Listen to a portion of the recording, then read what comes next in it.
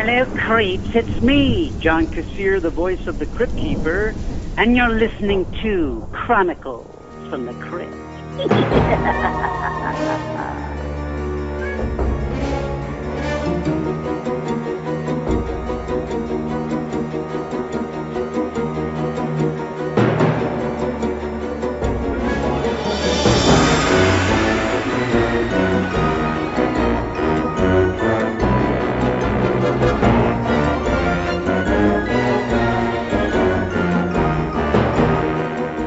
Hello there, I'm Casualty Chris. And this is Father Malone. And we are the hosts of Chronicles from the Crypt, a twice-a-month look at the cult horror anthology series, Tales from the Crypt, that originally aired on HBO from 1989 to 1996. And that series was based on the 1950s EC comics.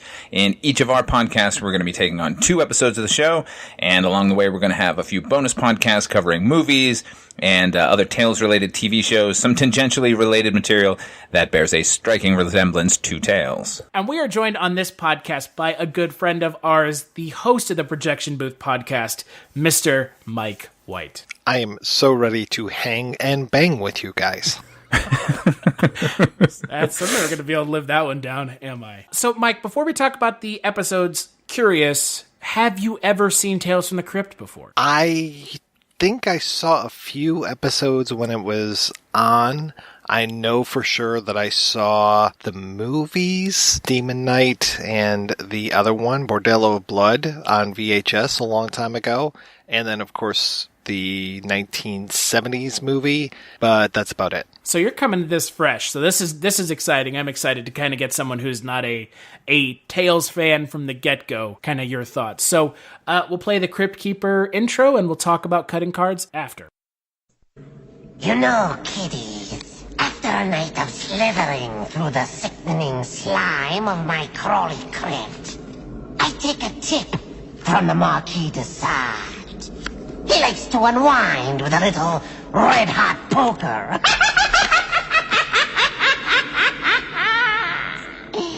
Tonight's tale from my collection of terror tomes is about a couple of real sharpies who'll do anything for a stab at the jackpot. So, ante up, fellas. The game's about to begin. Cutting Cards aired April 21st, 1990. It's directed by and written by Mr. Walter Hill. It stars Lance Henriksen and Kevin Feige. And the synopsis for the episode is Lance Henriksen and Kevin Feige play 2 hardcore gamblers who don't play for fun and challenge each other to the end on who is the better gambler. So I'm going to start with you, Mike White. What did you think of Cutting Cards? I wasn't a big fan. I liked some of the ideas behind it. I liked the Russian roulette part of it, and I love Lance Henriksen, and I love Kevin Feige, but it didn't really go anywhere for me, and it didn't get as vicious as I was kind of hoping that it would. What about you, Father Malone? What is your counterpoint to Mike's take on the episode? I love this episode. I think it accomplishes exactly what it sets out to be. I mean, I do agree that by the end, I was hoping we would get a little bit more gruesomeness. I think the gruesomeness on display is pretty phenomenal, though. I couldn't agree more. The Russian roulette scene is just about as good as anything that's ever appeared on any episode of Tales from the Crypt. Let me point out one more thing quickly, though. This episode is actually co-written. Walter Hill and a woman named Mae Woods, who was Walter Hill's producer for basically the mid 80s up until around 91. Just want to give credit where credit is due. Kevin Feige is always fantastic. Everything he's in, and if the episode gives me pause at all, it's that it comes kind of close to Roald Dahl's story "Man from the South," which was written before the original comic was even written. It bears kind of a striking resemblance to it, though not as egregiously ripped off as it was in 4 Rooms by Quentin Tarantino. What did you think, Chris? So I'm with you, both of you, obviously.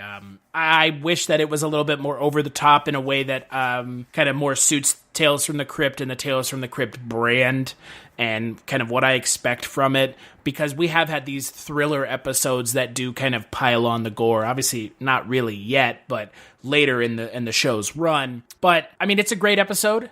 Kevin Teague and Lance Henriksen are great leads. I mean, the entire episode is just the two of them back and forth, which I love. I mean, that's great. I mean, I'm a huge fan of Lance Henriksen. He is a fantastic actor. And we have an interview with him talking about this episode that we'll play in between the Crypt Keeper intro and us wrapping up this episode. So you'll get to hear him talk about it. But, you know, it's clear to me that the people involved in this episode got it. They really got what was necessary to make this episode succeed, which some of the episodes we've seen, it doesn't seem like the people who are in it really kind of get what's necessary to make the episode succeed. And Lance Henriksen and Kevin Teague just get it. They completely get it. They buy in. Teague plays the Weasley gambler, and Henriksen plays the really boastful, kind of proud, hubris-filled gambler. And I love it. They're great. They're perfect. They play off of one another perfectly. But the ending does leave something to be desired, because it just kind of cuts to the ending so quickly that I'm almost like, did we miss something? Was there like a couple minutes that they cut out for pacing? And that is what happened. Clearly, it's just it's unfortunate that the gore and the over the top violence suffered. Well, the original story of it, I mean, it follows it pretty darn closely. I mean, like, we don't get the guy who shows up in the car at one point to kind of interrupt their game, but otherwise, I mean, it follows it pretty darn close, and there really is no, like, them going throughout the night playing their game, but you don't really see anything more, and then kind of cut to the next panel, and they're the Stumps playing checkers in the hospital. I don't know how they would have cut off that last arm, but I guess if you're determined, you're going to be able to figure out a way. That's what the spectators were for by the end there. Oh, okay. Yeah. So I just want to point out quickly that this is the second episode that is actually based on a Tales from the Crypt comic. This was Tales from the Crypt number 32, written by Al Feldstein, who wrote the lion's share of the original comics, and it was actually drawn by a guy named Fred Peters. And as you said, it follows the comic almost exclusively. I think what we've discovered is that they tend to follow the comics too closely on occasion. This one, I don't think, suffered all that much from it. I think a slathering of Walter Hill's sort of tough guy dialogue goes a long way to paper over any cracks that is usually found in the comic books. I don't think anyone does that sort of machismo posturing better than Walter Hill, at least up until this point. I don't know. I'm curious, how many episodes of Tales from the Crypt is Roy Brocksmith in? Because it was nice to see him show up, because just to pull back the curtain a little bit, I was supposed to be on the last episode, and he showed up as a crazy doctor in that one, so he shows up as a bartender in this, and I was like, oh, cool, more Roy Brocksmith. I can never get enough of this guy. I believe we're at, 4 now, and twice at least as a bartender? No, I think this is the third. He was in Man Who Was Death, The Switch, and now this one. And yes, he was a bartender twice, both in Walter Hill episodes. Right, so he's been the bartender 2 times now. So it's and that was kind of something when I really want to pull back the curtain. When I had initially started this Chronicles from the Crypt podcast 3 years ago, before we re-upped it and kind of redid it, that was one of the things I had talked about, was the idea that Roy Brocksmith shows up so many times early on. And it's obviously because of Walter Hill, but Roy Brocksmith is so great every time he's on screen. And he plays a pretty small part, but he's, essentially in my mind, he's third billed in the episode, because it's Kevin Teague and Lance Henriksen, and Roy Brocksmith is the one who kind of sets them up together. The thing that you mentioned that isn't in the comic is the scene where this guy pulls up in a car. That's one of my favorite moments in the entire thing, where these two guys who are at each other's throat from the get-go, sort of come together, just to tell this guy to go fuck himself. That's as I said, one of my favorite moments. That I really liked that one. And the guy driving the car, I'm a failing here because I don't actually know his name, but I know he is actually a stunt driver. You'll see him in tons and tons of movies, always driving a car. The movie that he sticks out in my mind was Oliver Stone's movie The Doors. At one point, Jim Morrison lights up a joint on stage, and he walks out as a cop and pulls it out of his mouth and says, "I don't want to see any more of that shit." We should we should note how many times that guy shows up. I imagine it's equal to, if not more than, Roy Brocksmith. I'm really glad you brought up the Roald Dahl story, because it was funny when I was talking with Chris yesterday via IM. I was like, well, this is okay, but it really does not match the tension of Man from the South. And then I'm sending him links to, like, go check out this video kind of thing, because that is one of my favorite things. And just to see, who was it, Steve McQueen, and was it Peter Lorre in that, right? And yeah, in the original one, yeah. Oh, yeah, and and then they redid it on Alfred Hitchcock Presents again, probably just a few years before this, with John Huston as one of the guys. So, and then the ripoff in The Man from Hollywood in 4 Rooms. But even in that, I felt more tension than there was in this, and they made it so much more gruesome, the whole idea of removing the finger, whereas in this, it almost happens too quickly. It's like, oh, okay, wow. And then just the chops just keep coming really fast. And so, yeah, I kind of wish that they had spent more time on that kind of torture porn type aspect of it. Yeah, I agree with that. I do think, though, the Russian roulette sequence, I think beats almost all of those as far as tension. I think it was masterfully done in this particular episode. So I think maybe the thinking was that they'd already done that portion. We know these guys' fingers are going to be coming off. I mean, this is a Tales from the Crypt comic, so we want to get to the gore at this point. However, you're right; it needed a lot more of it. I wanted to see some limbs coming off of these guys. Well, and again, we've talked a little bit about following the source material very closely, and, I have no problem with it following the source material very closely, but, when Walter Hill did The Man Who Was Death, it followed it closely, but it also did a little couple different things with it in a way that made it kind of different and exciting and unique, and that's kind of maybe what I was hoping for. I mean, again, this is a great episode. It's one of the better episodes of the show. It's definitely in the top 10 episodes of the show, based off of the performances alone.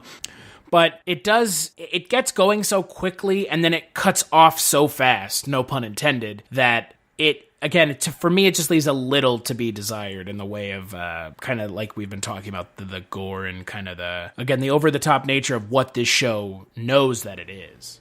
Yeah, and again, we should point out that nobody sort of got the tone of this show better than Walter Hill, and kind of interesting because he was never a horror director at all. It was more an action guy, but as far as the thriller, non-supernatural episodes of the show, he reigned supreme. I mean, he wrote our favorite episode of the show. Easily. Yeah. Which is Man Who Was Death, which, if you haven't seen that episode and listened to us talk about that episode, that is, again, it's a standout. And this episode is very close in quality. It's, and like you mentioned, Father Malone, it's, the dialogue does a good job of making sure that any of the inherent problems aren't as visible. So ultimately, I'm going to say this is an episode to watch. Again, not the heights of Man Who Was Death, but pretty darn close. I'm not dissatisfied with the episode in any way. I do wish they had pushed the gore more, but you know what? I'll take what I can get. And the gore we're given is pretty cringe-inducing. Yeah, it's pretty gross. If you're not into disembowelments and people's fingers being cut off, this episode is not for you at all. If that grosses you out, do not watch this episode.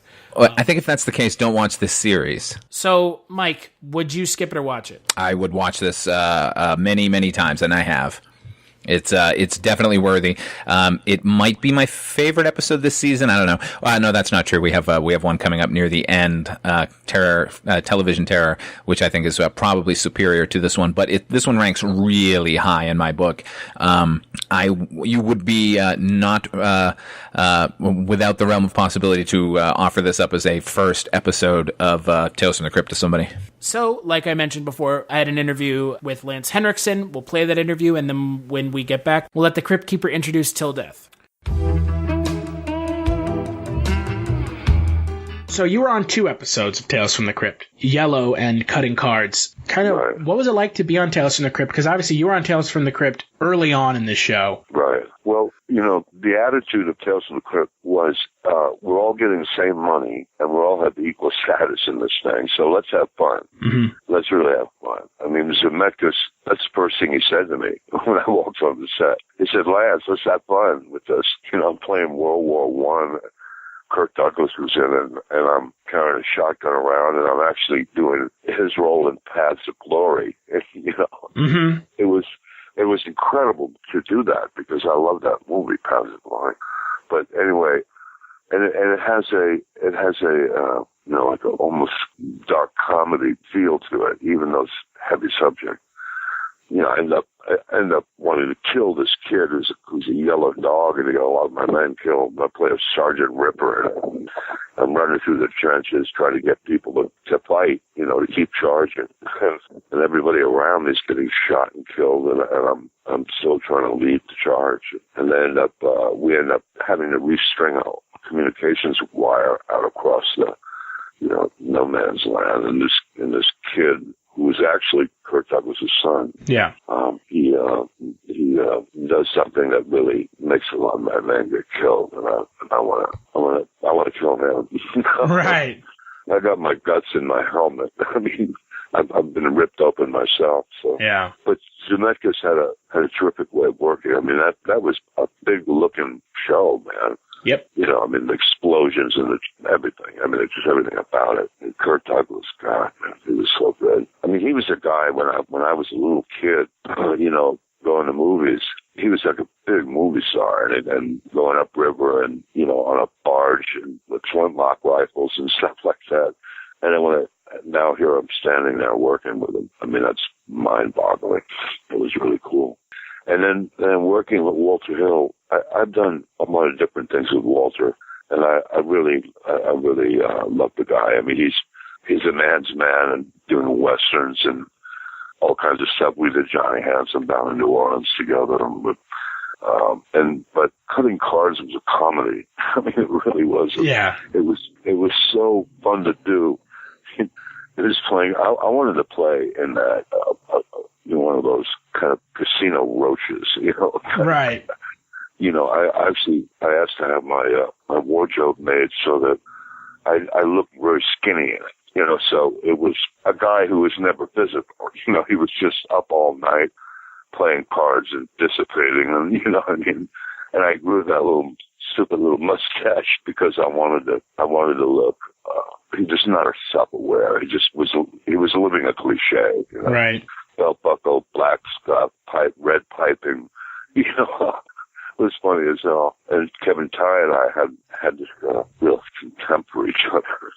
You know, put downs. And then it got more and more dangerous. But it was so much fun to shoot. Oh, man. We shot into the night talking about, I mean, method was all method. Right. Yeah. Yeah, because I actually spoke to William Sadler about his first episode, and he impressed upon me that it was very much guerrilla filmmaking, the episodes that you were in, if that was kind of the case, or if it had kind of... No, and neither one was it like that. No, those were epic. It wasn't guerrilla filmmaking. They had everything they needed, everything they wanted, you know. Right. Sets, and I mean, just everything. We had it all. You know? You were far enough along in the show that it was kind of a thing at that point. Yeah, I know. Yeah. Very cool. Yeah, buddy. Yeah, I love doing those. Was there anything particularly memorable about, you know, any interesting stories about either of your times on the show? Oh, shooting the whole thing. I mean, oh, yeah. Yeah? Oh, yeah. I remember I wanted to smoke Lucky Strikes because I thought this guy, he liked the package. You know what I mean? Mm-hmm. And I wanted to smoke in every scene. And, you know, we had a scene where we were playing Russian roulette. And because of the amount of takes that we did, I actually poisoned myself with nicotine because I'd probably gone through 2 packs just doing that one scene, you know, because I wanted to have the cigarette at the right length and all that crap. Right. You know, so. But anyway, I remember getting sick as a dog from smoking, you know, like tobacco poisoning or some shit. Oh, God. And then, you know, having to scream at the other guy. And it was cool. I mean, it was like I was drunk on hatred. It was good. It gave me something. I'll have to remember that. To smoke 3 packs in a day. Oof. You know.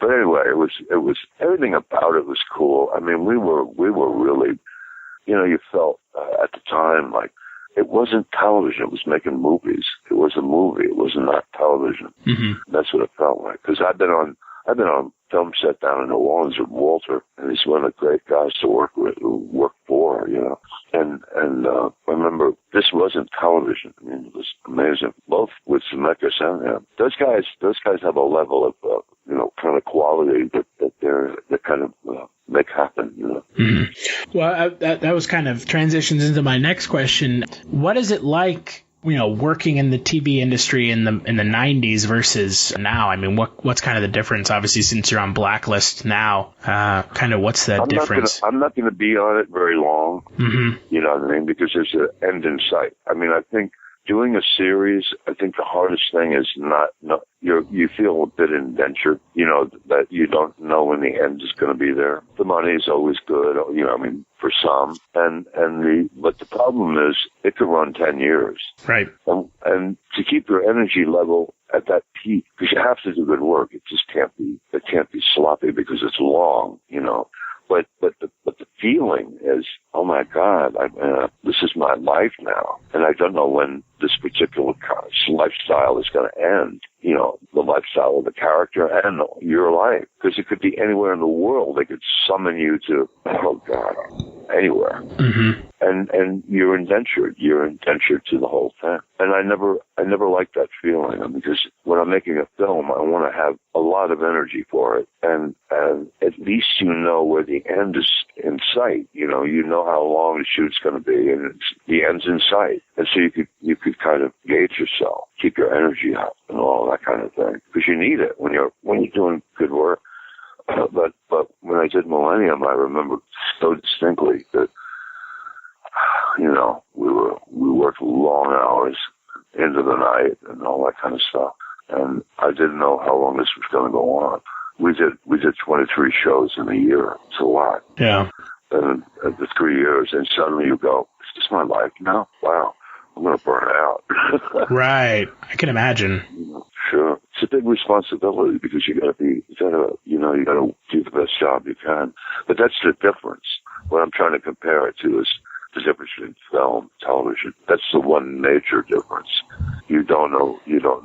There's no end in sight. And we all like that. We celebrate Christmas and Turkey Day and everything we can think of in order to give ourselves a kind of mark, so we know where we are in this imaginary year. Right. Yeah, signpost. Yeah. I'm almost in town, or I've left town. Right. Yeah, buddy. I mean, this is not a very glorifying conversation about television, is it? Well, I mean, I can see both. I mean, I can see both sides of kind of the two heads of the same coin. I mean, some people like that stability, and then for a while they do. Yeah. I can also imagine the feeling of, do I have enough energy to do this for 10 seasons or whatever Well, you know what? It's a big mistake to look down the road like that. Uh-huh. You just got to kind of take it one day at a time. I mean, when you think of it in that way, it'd be like saying, "Well, I'm going to go to Mars. I'm already booked to go." Well, that's 18 months. Mm-hmm. You better just live one day at a time in space. You ain't going to make it. You'll go insane. So did that kind of affect, the reason that you got involved with Tales from the Crypt is because it's more of a anthology, Twilight Zone-esque way of doing TV? Well, yeah. I mean, I work a lot, and I think the reason I do is I know what my limits are and how much kind of work I can do and stay healthy, wealthy, and wise and happy, as opposed to, although I get caught sometimes. Sometimes movies can be very difficult, but most of the time I'm really happy. I mean, I really love doing it. And I know just about how to pace myself in any situation now after all these years, working. I'm cool. Yeah, I love it. Huh. Of your two roles in Tales from the Crypt, kind of which one was more memorable for you? I think the one, Yellow was. Uh-huh. Because privately it was. It's like I was really happy to be in it. It really was. I mean, I got to play soldiers with real blanks. I don't feel shotgun. Mm-hmm. It was fun, like World War I. I mean, I know that's not supposed to be, but it truly was, because they created the trenches, everything else. And, and we're in a war footing right now, the whole world. What a crazy place we're living in right now. Mm-hmm. You know what I mean? Yeah. I it's just on every level. It's just like, will they ever stop? Will governments ever stop trying to kill each other just to keep them stay in power? Just insane. I think the answer to that one is probably no. Unfortunately. Yeah, I know. Unfortunately for everyone involved. Everybody. Yeah. Like we're born, women work so hard to give birth, and then they create a baby, and the best we can do is like shoot it. I mean, Jesus, man. Right. What a stupid world. On that level. I mean, but anyway, yeah, Yellow. Yeah. I loved Yellow too because I was really excited about working with Zemeckis just to see what the difference is between the way he works and the way Walter works, and it was cool. I mean, I just it's something you feel. It's not. I couldn't really describe it, but I like them both. And I mean, Robert Zemeckis has obviously made some of the the biggest movies in Hollywood as well. So I can imagine working with him is kind of a an honor, I guess, or it's a real privilege to work with someone like Robert Zemeckis. So well, it's mostly you get to. I mean, it is all of that, but it's also you see the skill of his taste. In making decisions, he's got great skill. You know what I mean? He's very well versed, and it's kind of a pleasure to watch a guy who doesn't have any doubts about what he's doing. Right. Those are the people I'm attracted to work with, because then something happens. Something is good on film. Yeah. It's not just reciting anything. It's living it to some degree. When you were working on Tales from the Crypt, did you kind of get the sense that it was going to be kind of it's still relevant today. I mean, it's still pretty popular in regards to like an anthology TV show. It still holds up pretty well. Did you kind of get the sense that it was going to become kind of a thing? Yeah, I mean, I did, because I saw the work we had done. But the only thing I didn't like too much is the little prick at the beginning of the show. The little comic skeleton. I mean, that didn't do it for me. I've never liked, I've never really liked puppets and shit. Right. Even as a kid, I didn't like them. I mean, it's like a mime, puts you off because he's got a white face and yellow teeth. Because you go, oh shit. But that part I didn't care much for. I mean, that's almost like something out of a comic book that didn't really work for me. It's like an animated puppet. Right. I don't like puppets that much.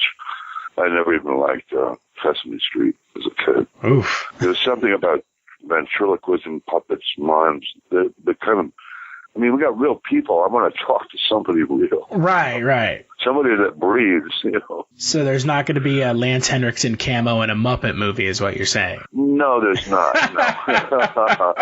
I mean, I conceivably could do a movie about shadow puppets, because you're one step away from it, and you're creating something that's an illusion, like a magician. I mean, magicians can be great, man. I have some friends that actually work up the Magic Castle once in a while, and a guy named Cunningham, and he's just a brilliant magician. But I mean, in the sense of, we were in Australia together, and we would go into a bar, and after half an hour, he would have the place in an uproar with his tricks. I mean, stuff you can do right there with people, not need to be on stage with tigers. Mm-hmm. And so that I like, because it's connection. But and also shadow puppets, in Thailand and stuff, they tell stories, and it's like television in its simplest form, where they're telling you stories that are have an effect on your life. You got kings, queens, princesses, you got soldiers, you got murder, you got all that stuff. The same thing as television. Yet it's done with smoke and mirrors, like a magic show. Just a shadow and music. It's incredible music. But I like that. But I don't like that little shrunken head. Not a fan of the Crypt Keeper. He's not funny. He pisses me off, actually. Oh. Like comic books can do, Right. Piss me off. I got you. I actually wrote a comic. Joe Madre and I wrote a comic together called Telluride, which is phonetic for Telluride, Colorado. But it's a 5-comic series now for Dark Horse. So anyway, yeah. that was different. Our comic was different anyway. Right. There were no crypt keepers. there were no cackling, laughing, desiccated puppets. Yeah. God, if that was my neighbor, I'd move. You're actually the first person I've ever heard that's not a fan of the Crypt Keeper. And I can understand why. If you're not a fan of puppets, the Crypt Keeper's kind of the last thing you'd want to have anything to do with. I like shadow puppets. I don't like puppets. In kind of your pantheon of roles, and of that there are many. You're going to ask me that question. I know you're going to ask me. Which question? What was my favorite role? I was going to say, how does Tales from the Crypt kind of rank in those? Oh, I see. Oh, good. Thank you for not asking me. That question is too easy. That question is too easy, and I'm sure it's been asked a million times. Oh, it has, but and it's impossible to answer. Right. I get lockjaw when somebody asks me that one. Right. Because I've done a couple hundred movies, so it's like, oh, shit. Right. That's my answer. My answer finally when I figured out a good one to just let each other off the hook, which is the last one. Always the last one I did is my favorite. Right. But anyway, where does it rank? Well, in our memories, if I sat and watched it now, it would be like visiting a part of my life, because I really felt at home with Walter Hill, and I felt at home with Zemeckis. I really did. It was like I belong there. I belong working with these guys. And it's not me saying I'm as good as they are. I just love that world. I love it. I love a world where people really know what they want and they know what they're doing. And suddenly you have a minor miracle happen. The shows were tight and strong and very, very well done. They really were. And always with some humor. I love humor. I really do. I don't think I'm funny. I just think situations are very funny in a film. Right. 1 minute I'm charging through the trenches and I say, have you seen so-and-so? And the guy points and his arm gets shot off. That's comedy. That's like slapstick. Right. The timing is like slapstick. And, to go through the trouble to do all of that. You literally see the guys, it was practical effects and the guy's arm went off. It was like, and I went, damn. And I ran to the next guy, and he gets shot. And it's like, what the hell? Pretty funny, man. It's really good stuff. Yeah, it's very much black comedy, Tales from the Crypt. Very. Yeah. I love that. Which I think is why it's kind of been so successful in the long run. That it's lasted, yeah. Yeah, because, all the episodes hold up on their own, and, They do. Yeah. They really do, yeah. Yeah. And I think... yeah, go ahead. Sorry. I think you're actually in the longest episode of the show. The Yellow, I think, is the only full-length episode. Almost feature-length. It's almost an hour long. Yeah, I know. It's beautiful. Yeah. That was a hell of a set, the whole thing. Everything about it. We were in the trenches in France and the deep shit. There was something bad going on. Right. This guy had to kill his own kid. Anyway. It's a pretty dark episode of the show compared to some of the other ones. The subject matter is a little darker. Oh, hell yeah. Yeah. Oh, yeah. God. Even compared to your other episode, really. Yeah. Drama. Kirk Douglas on it. And they went through a great deal of effort because he was in it. Yeah, I can imagine. I can't imagine the first episode of the show they were thinking that they would have, Kirk Douglas on the show a couple seasons later. That wasn't the feeling that I got, in the other interviews I've conducted. Nobody would expect anything that Crypt Keeper was doing that would bring any quality. The little cracking little jokes. But it became kind of a thing later in the show because there was, Arnold Schwarzenegger directed one, and then there's these really like Kirk Douglas and yourself. These big name talents were coming out to, be in the show. So sure. Yeah. We all had the same feeling, like let's have fun with this because we're sure not making any money, on it. So let's do it and have fun. Yeah. But yeah, I was very happy to be part of that. Tales from the Crypt. Yeah. You know the ironic twist to all of that? Back when I was 4 or 5 years old, I was reading Tales from the Crypt. Yeah. Those comics, they were gory, man. They were drawn drawn amazingly well. You know, they were good stories, they were creepy-ass stories. And I remember I had a stack of those. I mean, I loved those comics. I'd run to get every new one that came out. They were only 10 cents, you know. I mean, and then McCarthy came along and said, you know, you're destroying our kids with these Tales from the Crypt comics, you know. Right. And parents went out and burned them.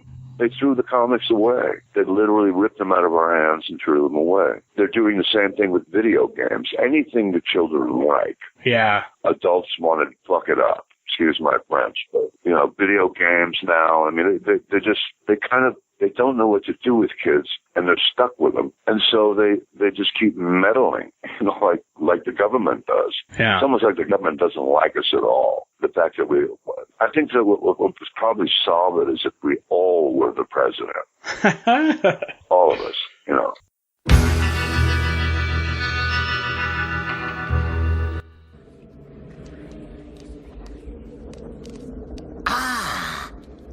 Welcome to my cozy crypt. Have I got a story for you? A tacky tropical tale of love and lust, greed and ghouls, and my personal favorite, death. But I'm warning you, it's not a pretty picture. So, pack up your passport and prepare for this torrid tale of putrefaction in paradise. I'm sure you'll find it appealing. Till Death aired April 24th, 1990. It is directed by Chris Wallace and written by Jerry Barchelon. It stars dw-moffett, Pamela Geen, and Aubrey Morris. The synopsis of the episode is dw-moffett is a landowner in the Caribbean who tries to woo a rich younger woman using a voodoo love potion. And it goes completely wrong. So, with your opinion on cutting cards not being very high, Mike, what did you think of the Switch? Or, goddammit, the Switch. It's what it says on the thing that I put, and I forgot to change it. I'm an idiot. Jesus Christ. I need to use my brain. So, Mike White, what did you think of Till Death? Also not a big fan. I felt like this one was really poorly paced. I kind of wish there was more at the beginning to lead up to stuff. They kind of really brush by the whole idea of the native woman and dw-moffett's character having been an item at one point, and him needing this money, and his building thing, whatever he's trying to do, is on quicksand, yada yada yada. They get to the voodoo real quick, and then it just really gets repetitive with this whole idea of the woman coming back from the dead and getting worse and worse very, very quickly. It's not even as well paced as Griffin Dunn coming back in American Werewolf in London. So I was like, okay, I want more of the setup and less at the end. And then I didn't understand why Mr. Deltoid came back as the disembodied head at the end. I was like, what is happening here? What about you, Father Malone?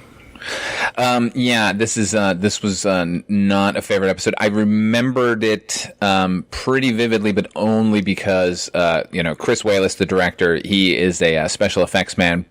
A special effects man primarily, and so I remember the final incarnation of the bride, where it's basically just like a walking corpse, being pretty spectacular, and that came through again for me. Jesus. But overall, not the best episode. I totally agree. This is one where, again, if you go back and reread the comic, this was a Vault of Horror number 28, written and drawn by a guy named Johnny Craig, who's actually a really good artist. They could have done themselves a great service and strayed as far away from the original plot as possible. Like the idea of this woman coming back to life and haunting this man who had used her is I think a viable one, and I think it could have been really good. But there's just the plot is too busy. I don't care that we're in Haiti. I don't care that he's trying to get this building made and there's quicksand involved, and it's just all busy work to get to what is the thrust of it, that that love never dies. And But having said that, the effects are pretty spectacular. Although, as Mike said, she kind of she falls apart real quickly, and I wouldn't even care about that, except they very specifically say that she's already been embalmed, which means she shouldn't be falling apart at all. What do you think, Chris? I mean, I think it suffers from a similar issue with cutting cards. You know, we've seen episodes of this show where the pacing really shines and the pacing really works. I mean, you've got an episode like The Man Who Was Death that's very streamlined. It's very to the point. It's very lean. And then you have an episode like Cutting Cards where it's almost too streamlined in some respects. And it feels like it's maybe missing just a couple minutes, a minute or two of something. And then Till Death really suffers from that, which is unfortunate because the idea is fun. The effects are fun. And some of the performances aren't bad. You know, you've got dw-moffett hamming it up as this kind of asshole character, which, again, this is the supernatural episode of the pair of episodes we're talking about. So it's a fun episode in that it really kind of has that supernatural aspect that up until this point this season we haven't seen. We're 4 episodes in, we haven't seen any supernatural. I mean, the show is introduced by a goddamn talking corpse, and this is the first episode in 4 episodes where we have a supernatural element, which is a bummer because the supernatural element is really where the show kind of shines in some respects. I mean, the thriller episodes are nothing to scoff at, but when you have the interplay of the two, it allows them to do some really interesting stuff. But I think ultimately, like you guys have been talking about, it really suffers from a pacing problem early on. Because it feels like it ramps up way too quickly, and it kind of just ignores some of the rules it lays down for itself. Kind of as soon as they lay down the rules, they immediately ignore them. Yeah, I don't know if you guys watched American Gods last year, but it kind of reminded me of that as far as the wife coming back and her slow decay and the whole idea of the flies and stuff. I kind of would have liked, to Father Malone's point, a little bit more of her coming back and being this fresh corpse. And, you know, then, like, we discover that she's dead, but we discover pretty quickly that she's dead. And it's like, oh, okay. And, yeah, she just gets real torn up real fast. It should have been more like, you know, Death Becomes Her, where there's the slow degrade of the corpse, and then you realize, like, oh, if something bad happens to her, that it won't heal, or, you know, they have to use, like, staples or something to keep her together, and it just gets worse and worse. There could have been some real morbid humor inside of this, but, yeah, instead. And I like her as a character. I think, like, her whole thing of being way too good for Haiti and just, you know, hating everything about this island.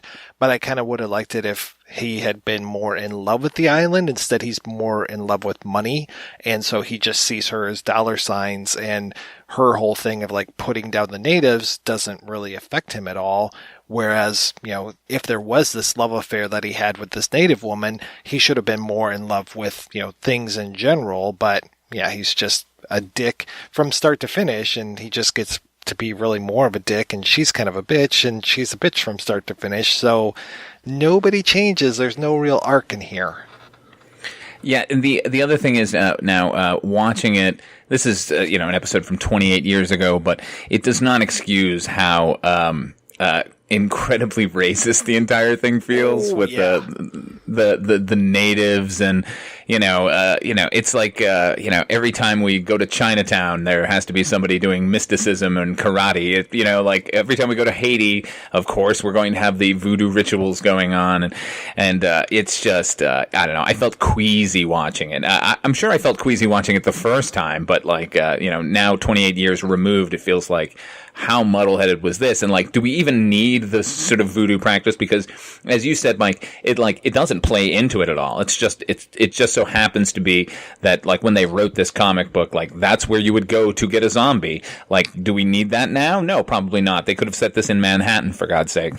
Yeah, and the whole idea too of, at one point it seems like she's speaking with the black woman's voice and like, oh, you left me and all this stuff. And I'm like, well, that doesn't fit with this either. This is really strange. I mean, I completely agree, though, because this whole idea that, Haiti is the land of zombies and love potion. I mean, in 2018, it's played out. In 1990, I mean, it couldn't have been any less played out. Maybe it was a little less played out, but it is, again, I don't want to defend the source material, but they are working within the source material, and they probably could have changed it a little bit. It reminds me a lot of the episode Halfway Horrible, where, and this is way later on, and Father Malone will know what I'm talking about, pulling back the curtain. And it reminds me of just, weird colored people mysticism. It's like, Jesus Christ, show. Like, even though this is a pulp comic, it is a horror pulp comic, it hasn't aged well in some respects. And this is one of the respects that it just has not aged well. And, that's unfortunate, but again, at the same time, it's like Indiana Jones and the Temple of Doom. That movie hasn't really aged well either. But again, considering the source material, it is drawing directly from the vein of kind of, stereotyping. So yeah, but that speaks to what I think we've talked about a lot in these episodes. Yeah, especially now that we're in the second season, it does feel like that it's a missed opportunity that they didn't give these comics to these writers, or these writers chose the comics and said, okay, well, I'm using this and I'm just jumping off from here and I can go wherever I want. I mean, these were comics for children in the 1950s. Like, there's no need to be slavish to the original source, and this one feels particularly egregious when it comes to that. Just go wherever you want. Like, there's no one stopping any of these writers or directors from doing whatever the hell they wanted here. And even by 1990, sort of voodoo was kind of a lazy shorthand to introduce the supernatural, to like get a MacGuffin going.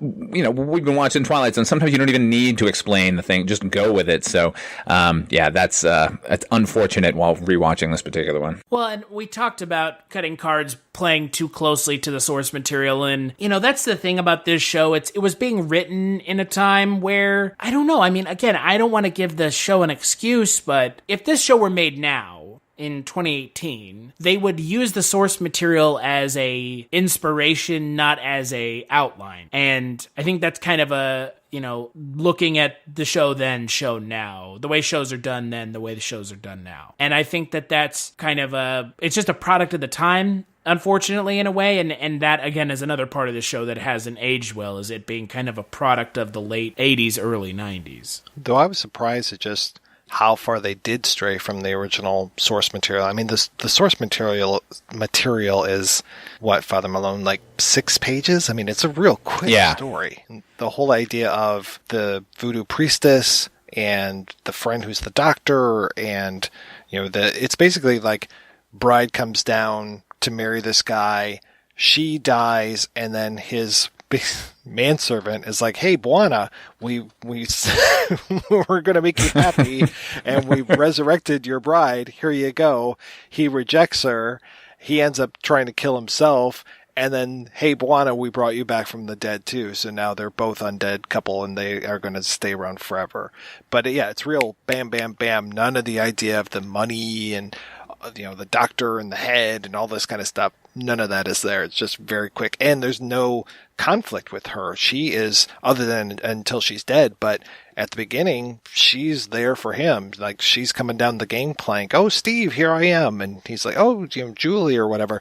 And they get together, and when he takes her to the plantation that he's running there, there's no bitching and moaning. It's just like, oh, we're having the best time of our lives. She kisses him awake every morning, yada yada, and then she ends up just dying. So it's they weren't too slavish to this, but I think it was just a real matter of the pacing and stuff that they could have gotten away from that. And then I don't know if they had to say, like, well, this is Haiti, so there's going to be voodooism in it. Mm-hmm. Let's put it this way: the voodooism in this is not approached in a way that is, I don't know, respectful of what it actually is versus what maybe folks think it is, if that makes sense. Look, I don't even, I think you can get away with doing voodoo in this sort of dark tradition as well. It just felt like it came from the 60s,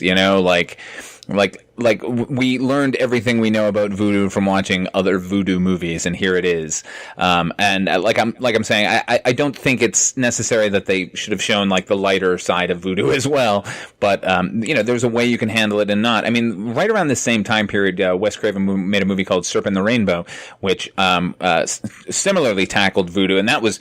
Talk about straying from the source material. That was written by like a botanist who went down to find a particular plant that they were using to turn people into voodoo zombies. There was nothing supernatural at all in the book. It was nonfiction, and then they turned it into this spectacle of voodoo and the supernatural.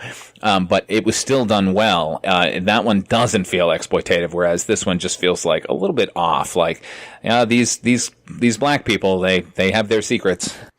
I would really have appreciated if Pop Staples was singing about Papa Legba in this, though, to be perfectly honest. I think that would have made this episode probably 10 times better.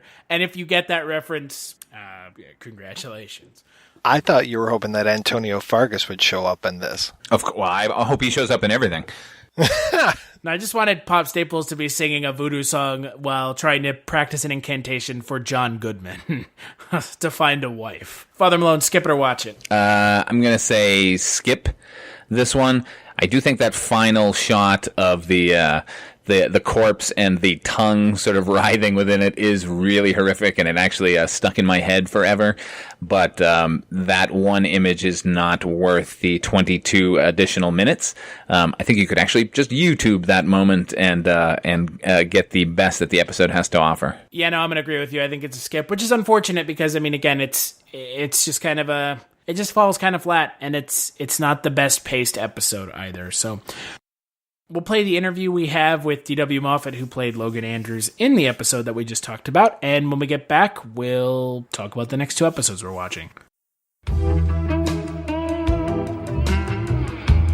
How did you get involved with the show? I got a phone call from my manager at the time who said that they're doing this kind of crazy, HBO was like brand new back then. Mm-hmm. And I think this was an HBO then, right? Yeah, this was an HBO production from the start. Yeah. So HBO was brand new. Like it was like seriously like brand new. Mm-hmm. And she called and said, some pretty interesting people are behind this horror anthology, and they've offered you the lead in this thing. You want to read the script? And I read the script and this is before anybody had, laptops or whatever. They messengered over a script, and I read it, and I said, yeah, it sounds good. Who's in it? And it was, I knew who Aubrey was from Clockwork Orange, mm-hmm. and I'd never heard of Pamela, but she had just had this kind of big off-Broadway hit in New York called Under the Something Tree, the Syringa Tree, I think, or something. Yeah, she just had this big off-Broadway hit. And so she was out in L.A. Trying to kind of see what gold she could, mine. Mm-hmm. And so, I hadn't know anything about her, but I knew who Aubrey was. And so I said, sure, and Chris Wallace, who directed it, had just won an Oscar for special effects for The Fly, a movie that I loved. Yeah. And so I was like, wow, that guy did a great job. The special effects in the movie were awesome. So I figured, at the very least, it's going to look cool because he'll have great special effects. Mm-hmm. And at the very worst, if he's a horrible director, I can sort of take care of myself. So I said, fine, sign me up. And so I showed up at this. It was sort of a first for me in many ways. It was kind of the first time that I'd ever worked on a TV show in what I like to refer to as like the converted warehouse studio. Gotcha. There's a whole, it's sort of almost always now, with the exception of if you're on a CSI show or some big procedural or some big Warner Brothers show, almost all television that is now shot in buildings that weren't originally built as sound stages. Gotcha. They're book warehouses or there's some kind of warehouse. And so I drive out to this warehouse in Culver City that is not soundproofed at all. And I walk in, and it's sort of like walking into a big dark room, and all the sets are built. And they were like, we got to hold for traffic sometimes, but it's been pretty good so far, and we've had a good time. And All the sets looked super cool. We shot the entire thing interior except for the scene where her hand comes out of the grave, and I die in quicksand in that movie? Well, that was a kind of question I had. So you were there's a part where you sink into quicksand, and then she pulls you out. Yeah, that was exterior too. I think we went over to Universal Ranch or something for that. But everything else was shot literally in like an old, I don't know if it was a grocery store. I don't know what the hell it was. It was like off of like Venice in Culver City somewhere. I couldn't even find the place if I had to. Gotcha. I'm sure it's not even a movie thing anymore. I'm sure it's, the real estate's too expensive and they've made it into a internet cafe or something. Right. Right. So that's where we shot it. It was all really good. Pamela, I think there was a lot was new to Pamela. Mm-hmm. A lot was new to Pamela. Like, she's really from the theater and she's from South Africa. And so she had questions about the script and she wanted to talk about interpretation, and they're going, we got a crew standing around. We can't be having this conversation right now. Like, if you have questions, you better ask them tonight about tomorrow's work, but right now we're shooting. Right. And that was, so that never really got resolved, and I understand it because when I first did my first couple of things, I was from the theater myself, and I would be like, hey, wait a second, I don't know what this means. Like, we should talk about this. And people would look at me like I'm crazy. Right. And then there was a scene where she's like in a negligee or something. Yeah. And this would never happen today, but literally we did not shoot for hours while they figured out how to make her look the way she wanted to look in the negligee. And I don't know what that was, because when I finally came onto the set and she was in the negligee, it looked to me like she'd taken off her T-shirt and bra and put on a negligee. Right. I don't know what took 4 hours, but something took 4 hours. Right. And, that would never happen today. People would be shot against a wall if they took 4 hours to because an actress didn't like the way she looked in the negligee. I mean, unless it was Angie Harmon on Rizzoli and Isles, and she has that power. But, usually that doesn't happen anymore. Right. Right. No, I got you. Yeah. But other than that, it was a pretty, Aubrey was a strange dude. I did another movie with Aubrey recently called The Visioneers. Visioneers. Yeah. Yeah. Visioneers. Yeah. And Aubrey was not at all liking Zach's process. That was hilarious. Zach was like, "You're weird, man." They should have shot a rehearsal. That's what they should have shot. Right. But he's like one of these like eccentric old English actors who are all kind of hilarious to be around, and they take up a lot of time with their war stories, but they're always interesting, so you just kind of have to go with the flow. That's kind of what that's what you're getting. Right. I don't know if is he still on the planet, or is he gone on? No, he's actually 88 years old, so he's still around. Good for him, man. Good for him. So that was kind of it. I mean, Chris, the director, was really good. He was really patient. What could have been a really difficult situation with the lead actress turned out fine, because he was so sweet and nice to her, and she was kind of freaked out about being in a negligee and all that crap, and that turned out good. And I got along with her just fine because, at the end of the day, usually, unless you're working with someone who's deeply disturbed, actors just want to look their best. Right. And once actors realize that the other actor isn't trying to screw up their performance and is actually doing a decent job, most actors just fall into line. That's been my experience.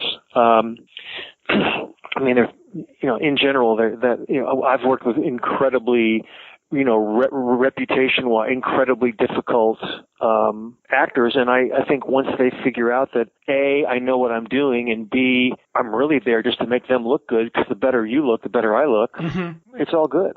So, right. From that standpoint, it was pretty smooth sailing. It was everyone was, super.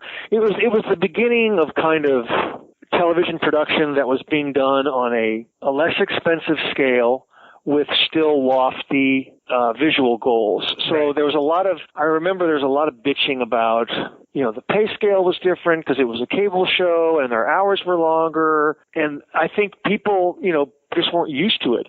And what has now become kind of the rule. Yeah. This is how television is done now. Like I said, with the exception of, some very few super successful franchise shows that get to spend, money like they did in the old days. But, most television now is done in an almost unrecognizably economic, streamlined way than it was when that thing was done 25 years ago. Right. So other than the lead actress kind of having her quirks, was there, and Aubrey Morris just sounding like an old English actor. Yeah, but very, very delightful guy. Right. They were both delightful. It was just like, everybody has their quirks. I'm sure they would say, that I was sort of like, I don't know what they'd say. Maybe I was flirting with the makeup people. I don't know what they'd say about me. Who knows? But I don't remember any fireworks. I don't remember any weirdness. I remember Joel Silver walking on the set one time and going, this is fucking great. This sets look great. That was kind of the only part of the power troika that I ever saw. It was Silver and Joe Dante, and who else was part of that? It was Richard Donner, David Geiler, Walter Hill, and Joel Silver, and Bob Zemeckis as well. Zemeckis, right. Yeah. So Silver was the only guy, one of those guys that I saw. Wow. And he literally, it was like a flyby, like the Queen in the car driving by and waving. Right. But again, there was no drama. It was like all good. I haven't seen, it's interesting, I haven't seen Chris or run into Chris since then. I don't know if he's back doing makeup or what he's doing, special effects. I don't know, I haven't heard his name or seen him. Same with Pamela, and only because I ran into Aubrey on Visioneers have I, run into him, which is, it's odd. Usually, I tend to run into people more often, But I think, I was just looking at Pamela recently, and I think she's sort of more writing now than performing. Yeah. Some of the other people we've interviewed have said that it was a collaborative experience on set, and that it was somewhat, to use one of the interviewees, guerrilla filmmaking. Was that kind of the case at this point in the series? I look back on that. I remember that sort of experience. And the irony is, that's how all television is pretty much done nowadays. Right. So, but I remember at the time, I had just finished doing a TV show with Paul Sorvino at Disney, on the Disney lot in Burbank, on film, massive craft service table, massive trailers, all the shit you'd maybe see like on a Transformers movie now, but you would never see on a TV show again unless it's some huge hit. Right. Like if you're in Criminal Minds and it's, Thomas Gibson's trailer. Well, okay, I get it. It's been going for 10 years and he's making a lot of money.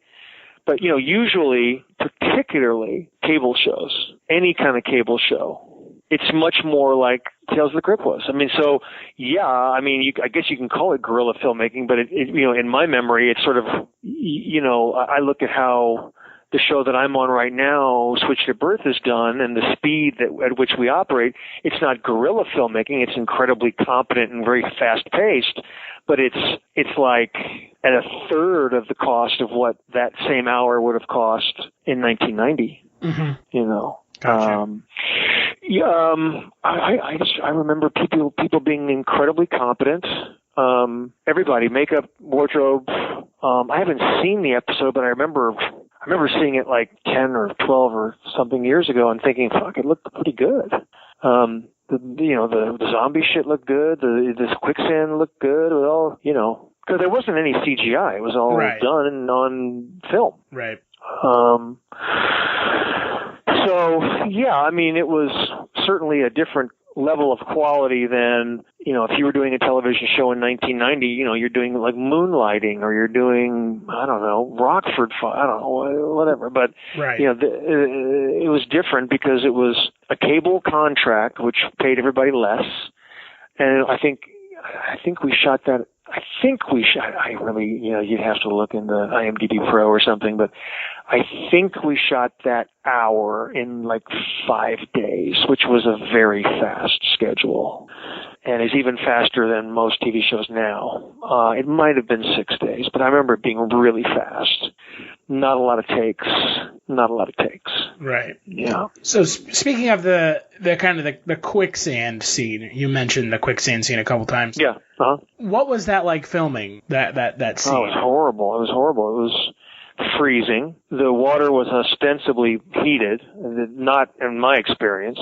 And, it never felt dangerous, but it felt like really uncomfortable. And, God bless the wardrobe people with their thin little terry cloth towels that were trying to keep me warm. Right. It was, and there was no, we're out there with folding chairs maybe, and someone maybe had one of those propane space heaters. I don't even know that maybe not. But it was freezing. It was uncomfortable. And we were also there's also one thing where she's chasing me through the jungle, and that was the last shot of the show. And we literally shot that thing until 8 a.m, and they were like, we can fake night till about 7:45, and then we're cooked. So we shot right up until the daylight wouldn't let us cheat anymore. Yeah, but it was, that was run and gun. That was very skeleton crew. I think they, Zemeckis probably got a favor and got us on the Universal lot and got us back in the ranch. And so we were able to do that probably, for nothing. Right. Because he probably had He's Robert Zemeckis, right? Yeah. There you go. He probably had one of the, he probably had half the, because he wasn't Back to the Future. That's Universal, right? Yeah. Yeah. So there you go. He had the pull there. So, yeah. But, never felt unsafe, and she, I remember her being game with all that stuff. She was cool with all that. Mm-hmm. Pamela, Was she under that makeup towards the end where it's just a skeleton? Was that her or was that someone else? She did it all. Wow. Because she didn't want anybody else doing that, which I respected. Right. I remember sort of like, are you sure? No one's going to see you. Yeah. They can fake it if you want. She goes, no, I don't want them doing something weird that I wouldn't agree with. I said, okay, I respect that. I get that. In my memory, that's how I remember it. I may be wrong, but I'm pretty sure that's correct. Gotcha. So when you were on set, did it feel like to you that this was going to continue to be a kind of a success in Hollywood? Did you get the feel that this was kind of building ahead? It's funny. No, it felt like a one-off. Like these guys are like just doing this for party favors and kicks. Right. And it wasn't until years later when I realized that it had become this kind of thing. And people would, not so much now because it's so long ago, but like literally up to 10 years ago, people would go, hey man, I know you. Where you from? Oh my God, you were in Tales from the Crypt. I'm like, whoa, you're pulling that one out.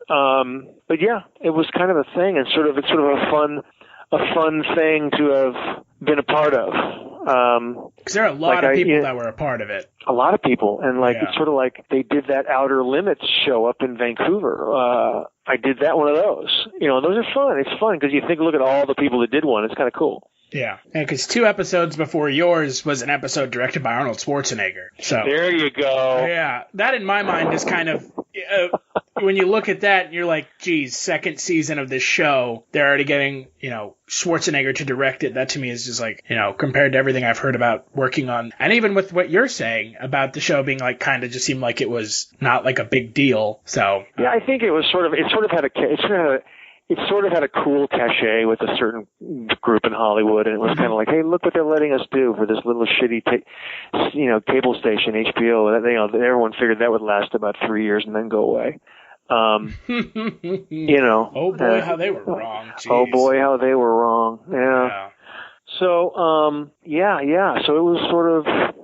It's only, in retrospect, only kind of a positive. and a positive yet exhausting experience because of the pace we were working at. Mm-hmm. And I don't think we had stand-ins, so they would be like, "Hey, do you mind staying there for a second while we do the lighting?" Right. It was sort of a lot of that. They're trying to do everything super fast. Well, had to, just because the amount of time we had to do it, and with the makeup stuff, you had to. Yeah. It took a lot of time to apply and all that stuff, and then make sure that all the spooky tooth stuff looked good. It takes time, but Chris had his team there, so they were really good at it. So, had you watched the rest of the show after your episode, or was it kind of a non-issue? Honestly, non-issue. Mm-hmm. I don't even think I had HBO at the time. I think HBO was what you had if you wanted to watch boxing. Yeah. And I didn't really want to watch boxing. Right. And so I didn't even have cable, man. I had one of those fancy aerials. Gotcha. And so it wasn't until 2-3 years later that I even got cable television. And then when you have cable, then you would offer you the package, and then I started buying that stuff. Right. To watch old movies. So even if I'd wanted to watch it, I couldn't have because I didn't have HBO. Gotcha.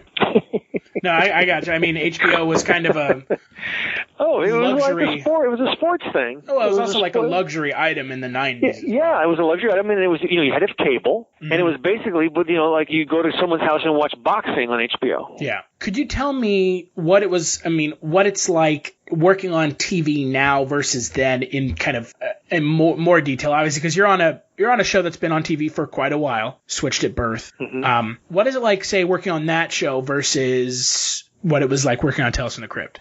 Well, anytime. I mean, the difference about Tales from the Crypt and the uniqueness about Tales from the Crypt then and would be today is that your entire cast, your director, everybody is new every week. Mm-hmm.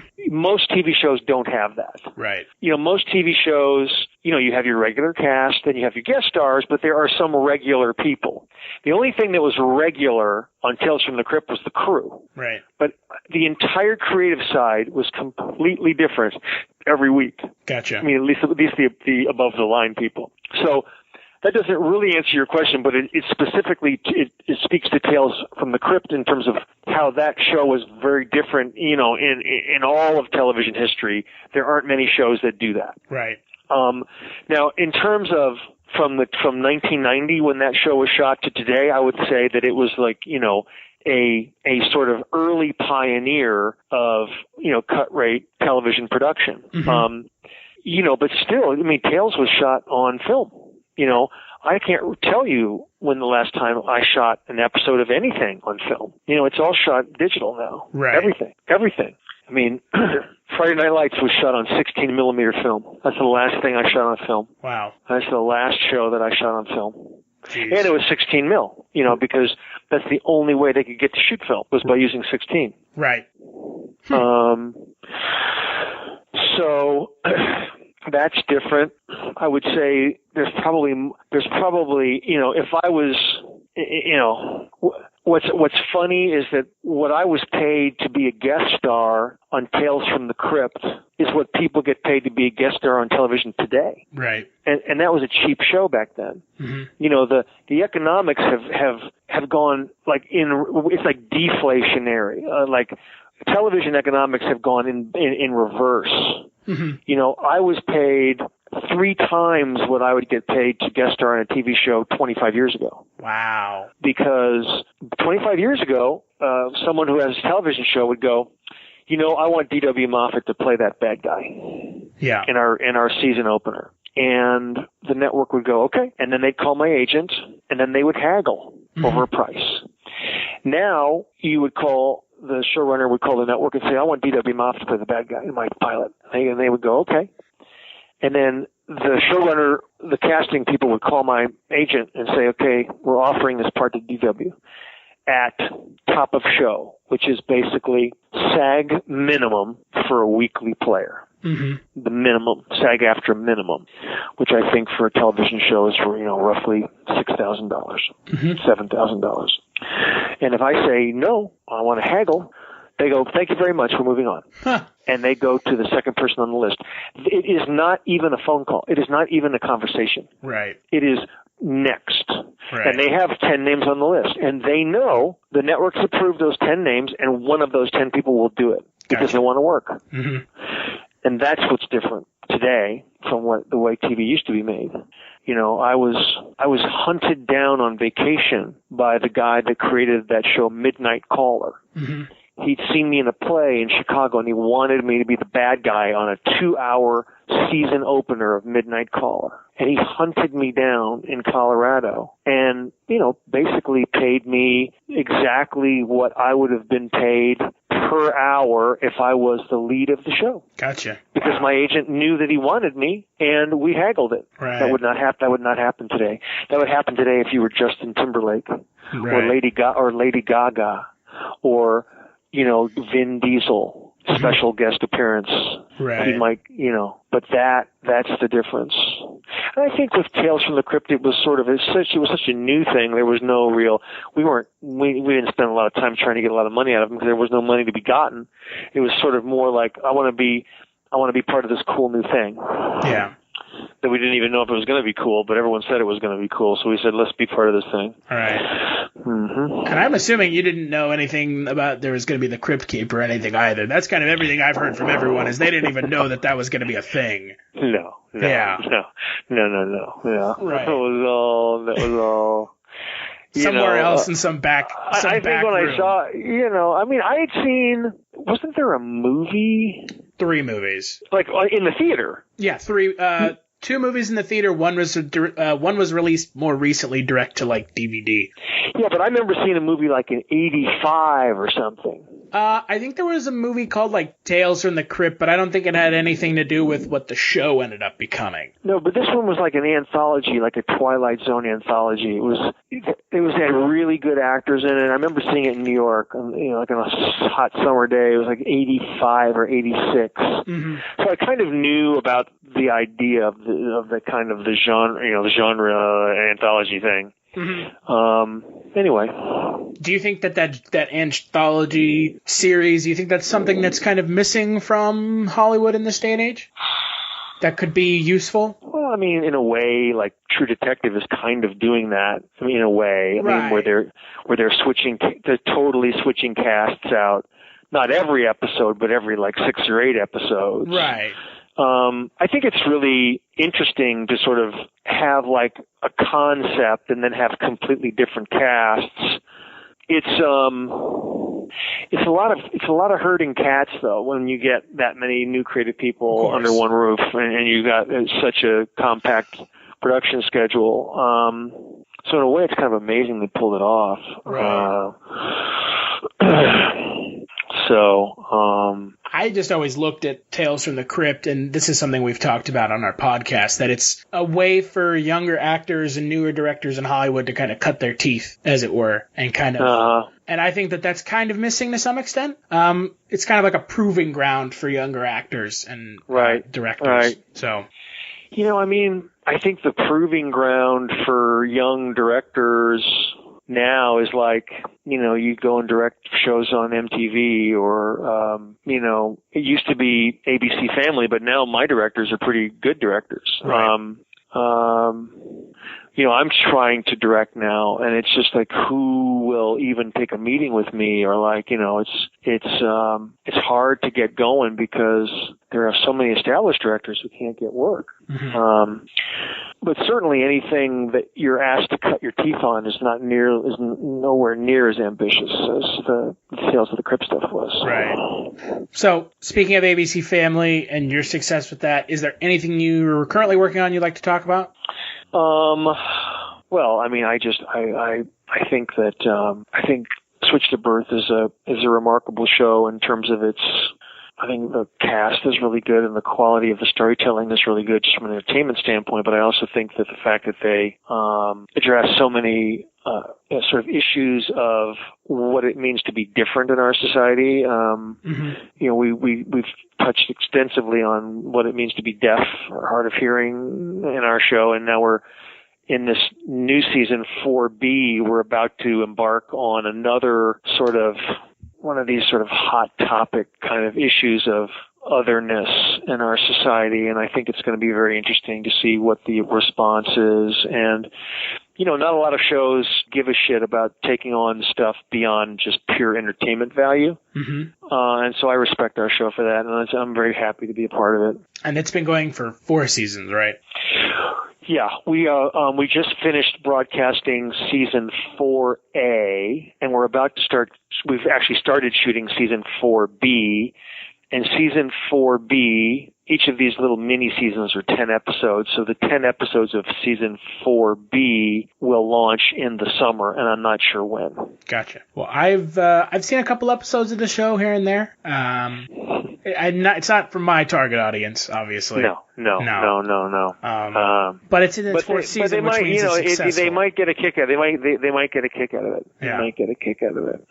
But it is in its 4th season, which means it is successful in this day and age. Anything past 1 season is a success, is what it seems like. So it's so true. It's so true. Yeah. It's crazy. Just look at the way things happen every fall and spring where shows just die on the vine. I know. It's crazy. Yeah. It's crazy. And do you enjoy working on TV more than on films? No. I really enjoy working on film because I really enjoy seeing, I enjoy seeing that kind of storytelling where it's sort of compact and it's in this sort of 2-hour event. Unfortunately, most of the kinds of movies that I like or want to write or want to direct or, most of those kinds of stories have migrated to cable television. Right. So because of the migration of that type of storytelling, I tend to watch more cable TV, AMC, BBC America, HBO, Showtime, whatever. I tend to watch more of that than I'll watch, whatever new Marvel movie has come out. And I'll go see Furious with my 12-year-old son, but I would never go see that in the theater myself. Right. Gotcha. I think that every once in a while a great movie comes along, but I'm ashamed to say if it's a great movie, I probably will wait till award season and they'll send me a DVD and I'll watch it at home. On the next episode of Chronicles from the Crypt, we're going to be talking about episodes 5 and 6 of season 2, Three's a Crowd and the Thing from the Grave. We're not having you as a guest on Chronicles from the Crypt. Mike White, where can people find you? Well, they can find me over at the Projection Booth Podcast, which is projectionboothpodcast.com, or they can find me on the Kolchak Tapes with you, Mr. Stashu, over at kolchaktapes.com, or they can find all three of us over at Dreams for Sale, which is a podcast all about Twilight Zone 1985, which is, ironically enough, at twilightzone85.com. So, yeah, you're keeping me way busy around here. I hear that. We're all busy. We're all busy down here. Where can people find you, Father Malone, when you're not on Chronicles from the Crypt? I have a YouTube channel called Ot5 Films, and I have a show called You've Never Seen. You can check that out. It's a look back at movies that have kind of fallen by the wayside or need a little bit of love they never actually received. You can also hear me, as Mike said, with these two fellas on Dreams for Sale, the Twilight Zone 85. And when I'm not on Chronicles from the Crypt, you can listen to me over on the Culturecast, where I talk about movies twice a week, both old and new. That's over at culturecast.com. Big thanks, as always, to Mike White for sitting down and joining us, and to our Crypt Keeper, the Crypt Keeper himself, John-Kassir, for the intro to the podcast. And we'll see you on the next episode, boils and ghouls.